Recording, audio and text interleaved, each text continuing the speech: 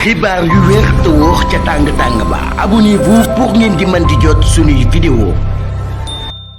ngeen jëf ci ànd gi ak ñun ci chaîne bi di Buzz 221 HD ci assemblée générale bi nga xam ne doon nañ ko amal muy coalition Diomaye président moom président Diomaye mii nag moom moo présidé woon boobu lépp assemblée générale ci loolu madame Aminata Touré daan na fay yëkkati ak kàddu docteur Abdourahmane Diouf ak président Diomaye ak yeneen kilifa yu fa daje woon moom ki nga xam ne nag moo di madame Aminata Touré daan nay xam ne ni dinañ taxaw Diomaye bu baax a baax ba 2029 ci boppam su bëggee ñu daal di koy filaat defaat ko président waaye ci loolu itam mu daal koy xamal ni pare nañ sax ngir dem ci plateau yi dàggasante ngir yow ndax nag daal mën nañ ko bu baax a baax waaye xamal kon nag lu ma 300 maires ñu ngi sa ginnaaw di la jàppale te coalition bi dinañ fexe ba mu àgg fépp ci Sénégal lu jiitu loolee Abdourahmane Diouf daan nay wax ci boobu le mbir daal ci àdd xamal Diomaye rek daal ni moom ku gore la ndax ginnaaw bi nga xamee ni ànd nañ ci ab coalition ba mu nekk président teewul moom moo continuer di ànd ak ñoom te loolu yi muy xamal ni sax élection législative yi ñu génn nag daal coow li bari na ci lool waaye coalition Diomaye ci boppam moom moo dem campagne yi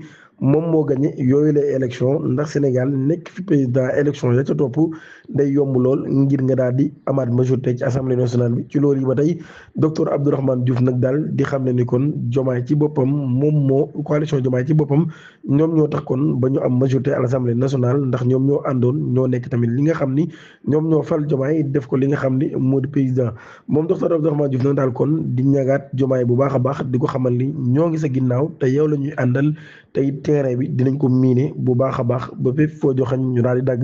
ni ko nag 2029 moom yow sëggal ci say kayit nga liggéey dinañ liggéey def lañ ci war a def lépp ba buñ ci jubloo boo bëggee rek incha allah ñu daal lay mën a falaat nga daal di mën a continuer li nga xam ni moo di sa liggéey daal di xam ne ni sax nag réew mi bari na ay gardien lool am na ay gardien de but am na ay gardien nangam ak nangam waaye nag daal nee na Diomaye ci boppam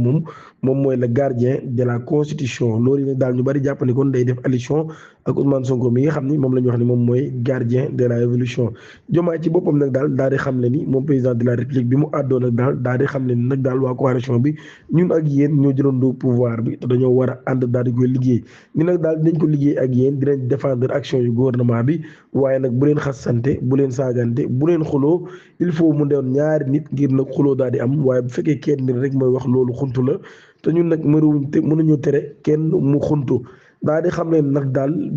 benn adversaire rek ngeen am mooy opposition bi te opposition bi tamit nag daal am na sax maanaam kàddu ci politique bi ndax ñoom ñi ñoo nekk ñi nga xam ne nag daal ëllëg ñoom la ñuy yaakaar ngir nag ñu daal di mën a yor réew mi di kàddu yoo xam ne kon président de la république Bassirou Diomaye Diakhar Faye ci boppam moom moo ko daal di yëkkati ci loolu yi kon nag daal coalition Diomaye président daan nañu amaloon ab assemblée générale bu mag ca King Fahd Palace ñoom ñi daal di yëkkati ay kàddu daal di ñaax tamit bu baax a baax ñi nga xam ne ñoo di askan wi waaye Diomaye kon gën a dëggal boppam ci wàllum politique dèjà ngeen abonné ci chaîne bi activé cloche notification bi te aimé vidéo bi jërë